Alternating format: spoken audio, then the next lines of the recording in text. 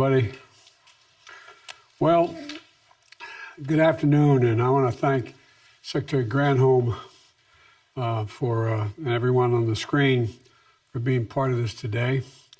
And it's been a rough 4 or 5 years for the country, but a lot of folks here are still struggling. But there's some real bright spots. 10 million new jobs have been created just since my presidency began. 3.5% unemployment, the lowest in 50 years. Nearly 700,000 manufacturing jobs created since I took office, and y'all are going to create a lot more up there on the screen. And some people gave up on American manufacturing, but not me, not the Secretary, not the American people. Because where in the heck is it written that we can't be the manufacturing hub of the world? Well, we are now, and that's what we're going to be talking about today. It's about my industrial strategy to bring America back, manufacturing and industries of the future, semiconductors and clean energy. That includes the Bipartisan Infrastructure Law that I signed, and it was a once-in-a-generation investment in our nation's roads, bridges, railroads, ports, airports, water systems, and high-speed internet. Federal infrastructure funding is helping states and cities with these projects all across the country. But the infrastructure law also invests in people and companies that are going to build our future, like electric vehicles and advanced batteries that are going to power those vehicles. This is critically important because the future of vehicles is electric. But the battery is a key part of that electric vehicle. And right now, 75%, as the folks on the screen can tell you, 75% of that battery manufacturing is done in China. And for some battery components, critical materials, China controls nearly half the global production. But China's battery technology is not more innovative than anyone else's. In fact, our national labs, our research universities, our automakers led the development of this technology here in America. But by undercutting U.S. manufacturers with their unfair subsidies and trade practices, China seized a significant portion of the market. Today, we're stepping up to take it back, not all of it, but bold goals and actions to make sure we're back in the game in a big way. And we're doing it right away, centered around workers and communities and building the economy from the bottom up and the middle out. Last year, I signed an executive order setting the goal of having 50% of all new cars and trucks sold by 2030 to be electric vehicles. Auto companies, unions, and the federal government are all working together to meet this goal. I signed into law the Inflation Reduction Act, the biggest investment in climate ever in all of history. It includes tax credits for up to $7,500 for folks to buy new electric vehicles or fuel cell vehicles made in America. And for the first time, you get a tax credit for buying a used electric vehicle. The CHIPS and Science Act that I signed into law is literally supercharging our efforts to make semiconductors, those small computer chips that power our everyday lives, including our vehicles here in America. And the infrastructure law is investing $7.5 billion to build electric vehicle charging stations all across America. So finding a place to charge up your vehicle is going to be as easy as pulling into a gas station. So earlier today, I talked about our efforts to keep gas prices down at the pump without delaying or deferring our transition to clean energy. Electric vehicles are part of that plan. And since I took office, electric vehicle sales have more than tripled. But with more electric vehicle sales, the demand for batteries and the critical minerals that go into those batteries has grown and is going to continue to grow. In fact, the demand for critical materials is set to skyrocket by 400% to 600% over the next several decades. The demand for minerals like lithium and graphite is expected to increase by as much as 4,000%. Some see a challenge, but we see an opportunity, a real opportunity, to shift to a net zero sum carbon world in one of the most significant economic transitions since the Industrial Revolution. That's not hyperbole, that's a fact. We're also confronting it head-on with American ingenuity and American jobs. That's why my infrastructure law invested over $7 billion in battery supply chains that are going to bolster U.S. capacity for processing, manufacturing, and recycling critical minerals like lithium, nickel, and graphite. And that's why today I'm proud to announce $2.8 billion in awards to 20 companies represented on this screen across 12 states funded by the infrastructure law to build electric vehicles in a battery future here in America. Nearly 200 companies applied for these grants. Only 20 were selected, from Georgia to North Carolina to Nevada to the state of Washington. We have awarded this funding, and we've asked companies how they're going to partner with community colleges, minority-serving institutions, labor unions, and local organizations to provide job training for workers and benefits for the whole community. Together, these 20 companies are going to build new commercial-scale battery production and processing facilities all across America. They're going to develop lithium to supply over 2 million vehicles every year. And that $2.8 billion investment is going to unlock billions of dollars in private investment from these companies.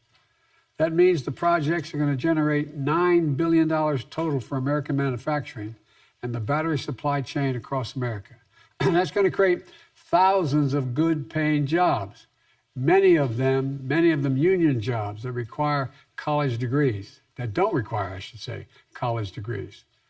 You know, on top of the $9 billion, since I became president, other companies, including GM, Ford, Honda, Siemens, have announced over $100 billion in new investments to produce electric vehicles, batteries, and charging stations here in America, creating thousands more jobs. Today, I'm announcing the launch of the American Battery Materials Initiative.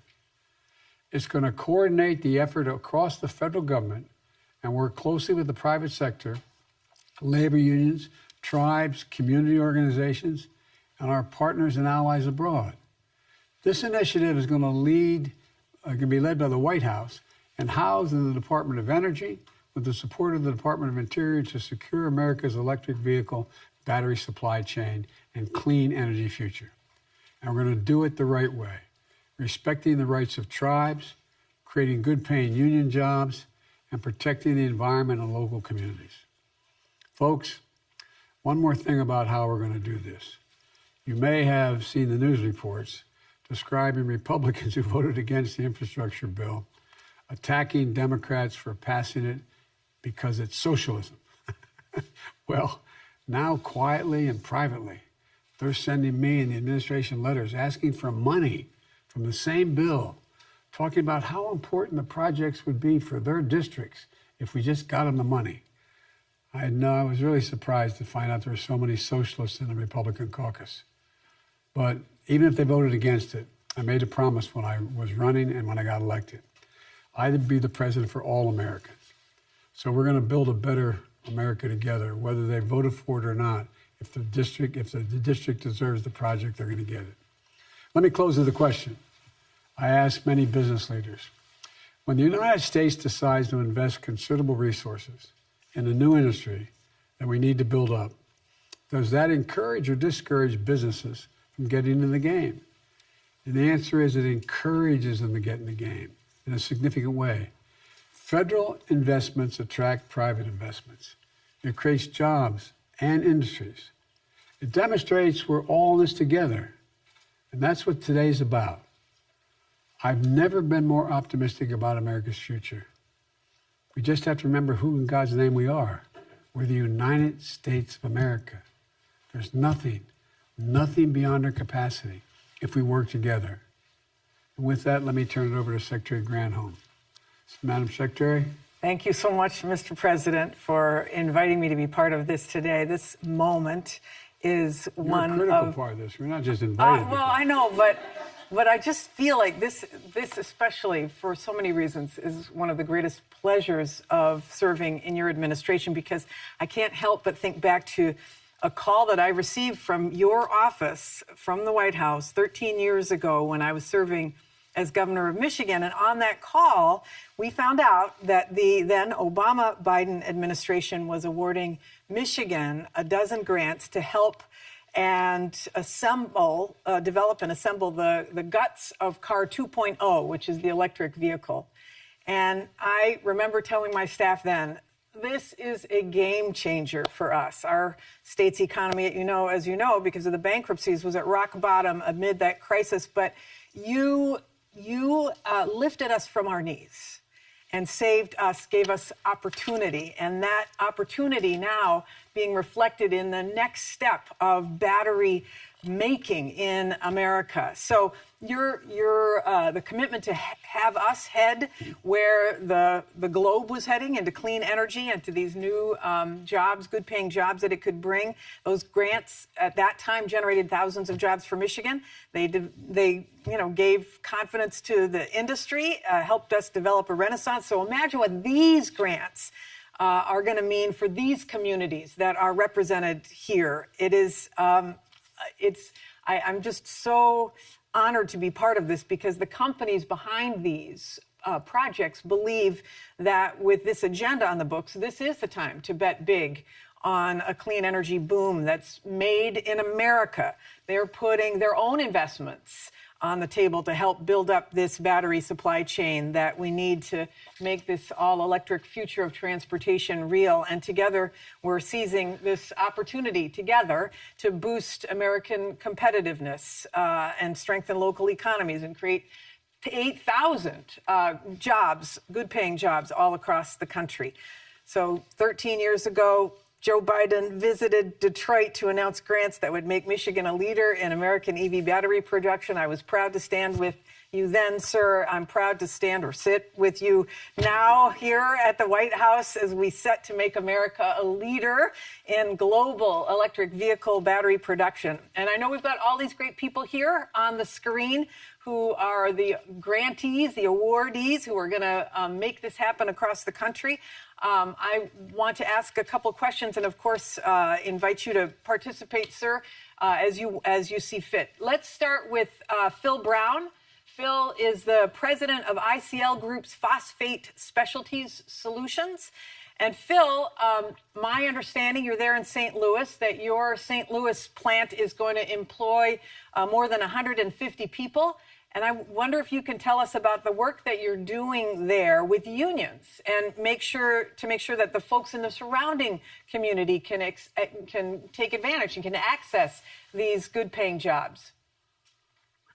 Absolutely, Secretary Granholm and President Biden. We are excited. We really are excited. St. Louis has a rich history of manufacturing, and we have a big part of that, and we are really proud to be a part of that. We've been manufacturing here on the Mississippi River for over 140 years in South St. Louis, and we're excited to bring these 150 new manufacturing jobs with the support of our local union. We have our union president, local union presidents, Mark Smith, here with us. We've had great support with them in the local community around this project. And, we're also going to bring a couple of dozen STEM and science engineering type of roles. And we're doing a lot of outreach with the local community to make sure that those jobs are coming from our local diverse communities here in St. Louis. Phil, you mind if I ask you a question as well? Absolutely. Understand this plant's the first of its kind in the United States. How's this plant going to strengthen our battery supply chain in the United States? Absolutely, and you're absolutely right. This will be the first of its kind in the Western world to produce lithium iron phosphate. And it's really going to utilize our abundant resources that we have here in North America and the USA to develop a secure supply chain that the entire industry can rely upon, that they can get the materials they need to make their investments to develop the further downstream products from where we will start. It's expected that lithium iron phosphate will be something like 30% of the cathode types of lithium batteries in the future. And that's huge. And it's important that we show the support from ICL's perspective. You've shown the support from the U.S. government side to support those clean energy initiatives. And last, I would say the technology to produce lithium iron phosphate was invented here in the U.S., and it's time to bring the manufacturing of it back to the U.S. as well.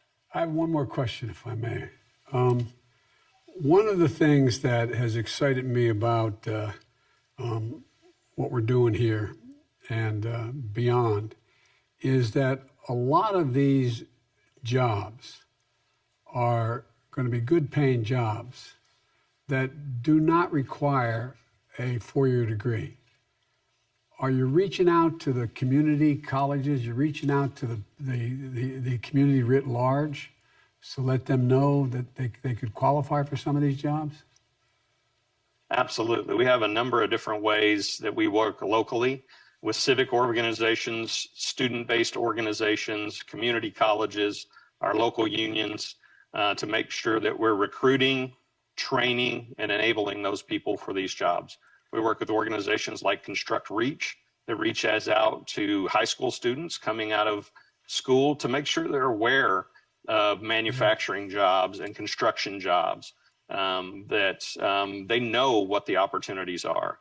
Our partners in this project as well, people like McCarthy, we have aligned goals around those things. They're great supporters of pre-trade union programs, apprenticeship programs, and we'll be working together with civic organizations like Greater St. Louis, who was part of the Build Back Better plan and putting forward a plan for St. Louis as part of that, and making sure that we're reaching out to our local communities and making sure that we represent the diversity of St. Louis in these projects. Well, that's great to hear, Phil. Thank you very much. All right, that's so awesome. Thanks, Phil. Let's now go to Kimberly Medford, who is the president of NTEC. Kim, I know that your company has plants all across the world and you produce battery separators. Lots of places to invest across the globe. Tell me, why is NTEC choosing to scale up operations in the United States? Oh, you're muted. You're still muted, Kim. Wait, Kim. Wait, can you hear? Can you hear us? Because you're muted. You're muted. Sorry about that. There we go. It's okay. That is my failure to follow instruction, even though your team was amazing, Mr. President, in helping us to know what to do. Thank you both so much for having us here today. You're right. You could do this in lots of places in the world. And I just really want to start by thanking our local delegation for how supportive they've been in Oregon.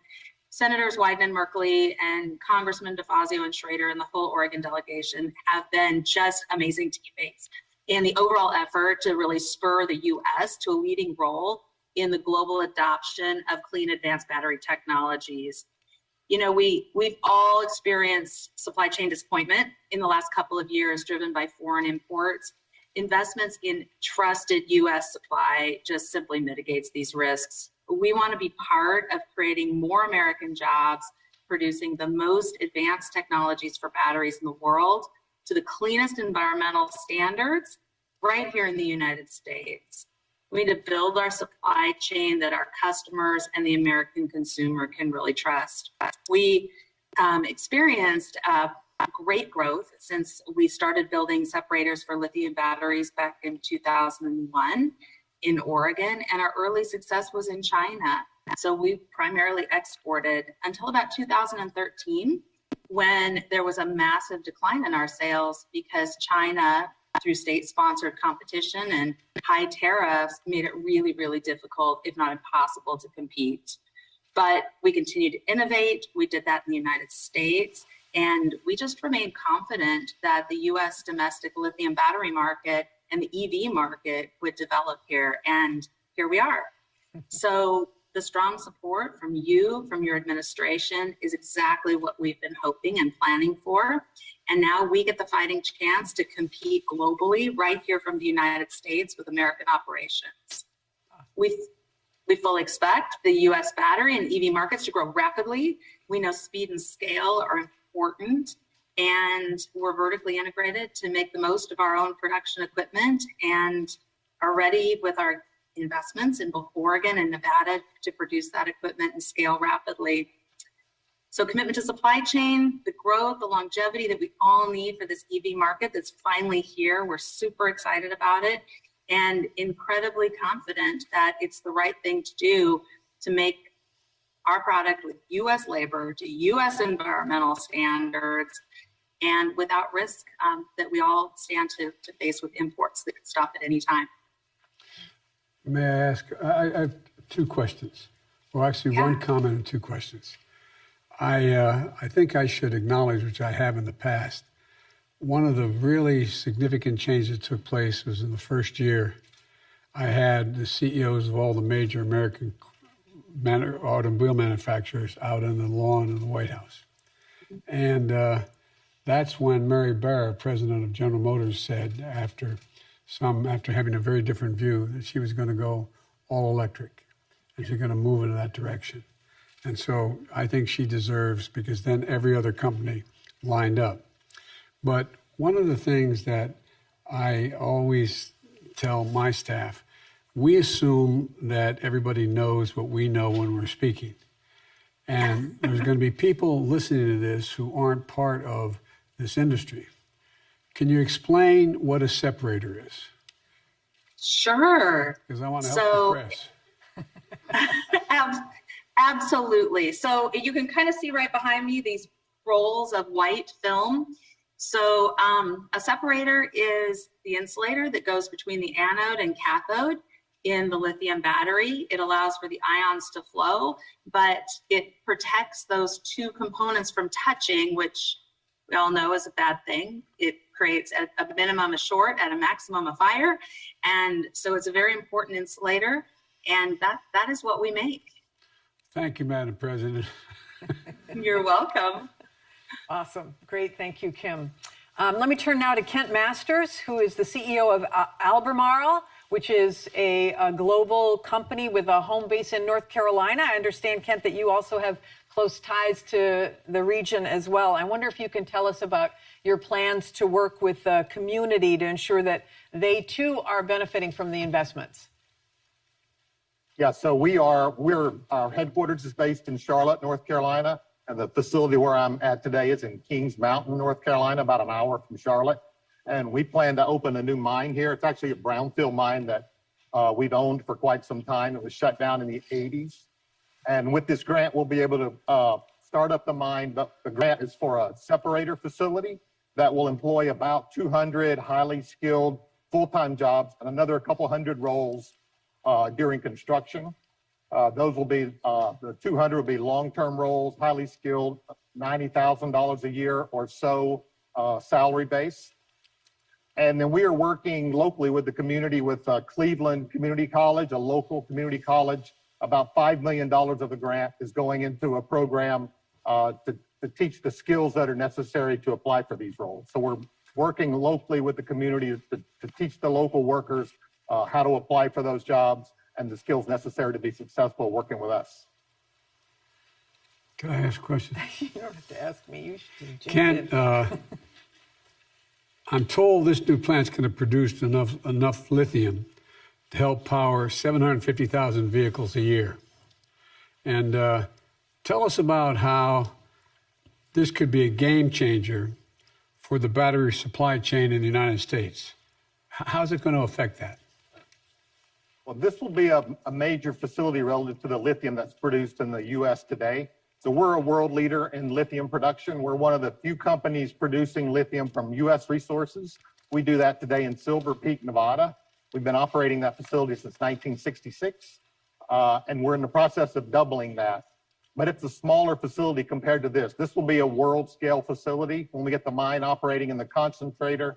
And then we're also actively looking for a location in the U.S. to build a conversion facility. So after we recover the product from the mine, we concentrate it, then we go through a conversion facility that makes the high-quality lithium salts that are necessary for the EV battery industry. So it is from the resource in the ground, converted in the U.S., processed to the high-quality materials that ultimately will go into a battery manufactured in the U.S. So it is that full supply chain. It's not the only facility like this we'll need in the U.S. to be self-sufficient, but it's a good start. What kind of response you getting from the community? Are they aware of what's about to happen in terms of the expansion? Yeah, so this facility is operated. So Kings Mountain, the mayor refers to the town as a mining town. It's got a history because mines have operated here, and there is a quarry next door to this. So mining has been operating in this town for quite some time. We've engaged with the community. So we mine in other parts of the world, and part of our DNA in the organization is to engage with the local community and bring them along with the project. So we're in the process of opening a storefront in Kings Mountain, the downtown area, where we'll hold town halls. We've had a couple of town halls, but not in that facility yet. We'll talk to the community. We tell them what's happening. We get their input. We adjust to that, and we bring them along in the process. So that's a little bit unique, but it comes from the mining industry, and we're bringing what we've learned around the world to the U.S. From a mining standpoint. Well, the reason I asked the question, I knew that, and I wanted to make sure people knew that you were reaching out, that it matters. Inform the community what you're doing and what's there and why it's going to be safe and so on. So thank you for doing that. All right, thank you. Thanks for the question. All right, thanks, Kent. And then last, I think we have time for one more, last but not least, we have CEO of American Battery Technology Company. That's Ryan Meltzert over there on the screen. Ryan, thanks for being here. Thanks for being patient. I know your company's working on a new technology to produce battery-grade lithium hydroxide. To the president's point earlier, most people probably don't know what that means, but maybe you can describe for us what that means and what the technology could unlock for electric vehicle battery production in the U.S. Yes, of course. Thank you for having us. The way that lithium is made today globally really comes from one of two different pathways. So lithium is held in hard rock ores, which are mostly located in West Australia. And they're also located in brines and aqueous solutions, mostly in South America. And those are very proven and conventional legacy type processes of how lithium is made and manufactured today. Like was just mentioned, unfortunately, the US is almost a non-player in the lithium game. Less than 1% of all lithium products made globally are made within the US. And part of that is because we don't have large amounts of those conventional types of resources. So instead of trying to follow the footprint of what other companies are doing, we looked at different types of lithium deposits. So within Central Nevada, there is a type of deposit that contains very large amounts of lithium that's called a sedimentary claystone deposit. But to date, nobody has ever been able to extract lithium from it in an economically competitive fashion. So over the past few years, we've been working to develop a ground up new type of process that can make this type of battery-grade lithium hydroxide from this new type of abundant domestic U.S. resource. About 2 years ago, we won a different Department of Energy grant at the R&D level to really prove out this technology.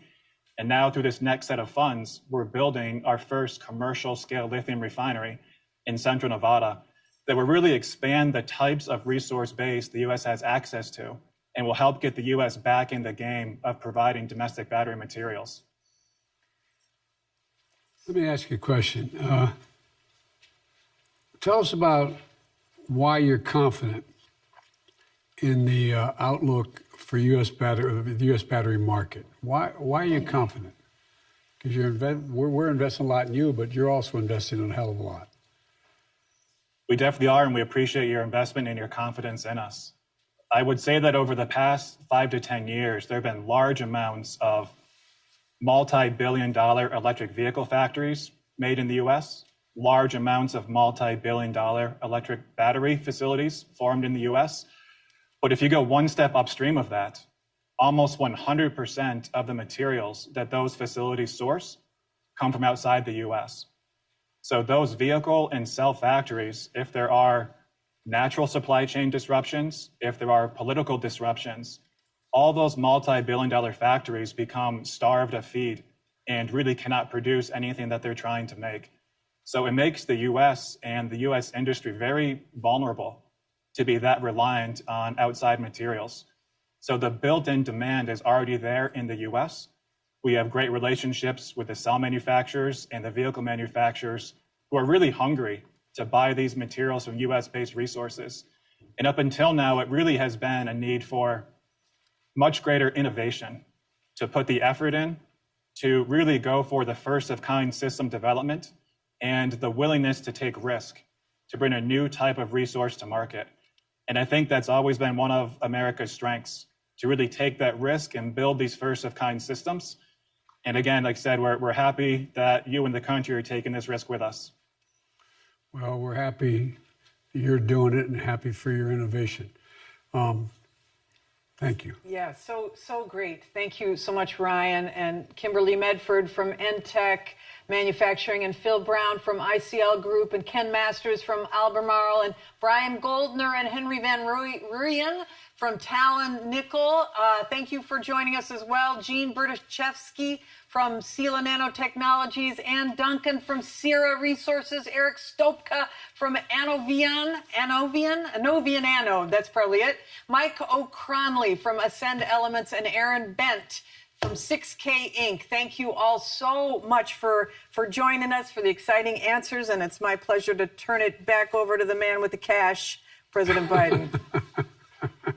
Well, I tell you what, I got to congratulate the award winners, and thank you for the work you're doing. I wasn't joking when I said the changes that are about to take place, are taking place now in the next 10 years, are going to have more impact on the world and our country than all the changes in the last 30, 40, 50 years. I really mean it. This is like a new industrial revolution. I mean, we're talking about literally a different world and a safer world. And I think it's, I've been asked by other world leaders, can I define America? And Xi Jinping, I traveled thousands of miles with him when he was vice president. I was vice president in China, the United States. And we were in the Tibetan Plateau, and he looked at me, he said, can you define America for me? I said, yes, one word, and I mean it. Possibilities. Possibilities. It's made us the ugly American in the sense that we thought we could do anything. But everything we set our minds to do, we've been able to do. Been able to do. And it really is amazing what you all are doing. And I think your kids and grandkids are going to be looking back at this time as really a platform which everything began to change. So thank you for what you're doing. And by the way, this is not just going to benefit the United States. We may be our own supply chain, but if things continue to move in the right direction, we're going to be supplying the rest of the world as well for a lot of things. So thank you all so very, very much. I can't tell you how enthusiastic I am about the promise you're all providing for us, or what we're going to be able to do. Thank you, thank you, thank you, and thank you, Madam Secretary. To meet with Xi Jinping, sir, when you go to Asia? Mr. President, could you help us out just really quick? What is your top domestic priority? Is it inflation or is it abortion? Mr. President, are you going to tout this new law? Are you going to tout this new law in Georgia, in Wisconsin, in Nevada, in Arizona? Will you go out on the road and tout this bipartisan infrastructure law, sir? Just hoping to clarify for midterm voters, top domestic issue, inflation or abortion? All important. Unlike you, there's no one thing. It crosses the board. Domestic, ask me about foreign policy too. There's multiple issues, and they're all important. And we ought to be able to walk and chew gum at the same time. You know that old expression. Thank you. Thank you. How's your President Xi receive today's announcement with these battery grants? Thank you all very much. Thank you. Thank you for your time, Mr. President.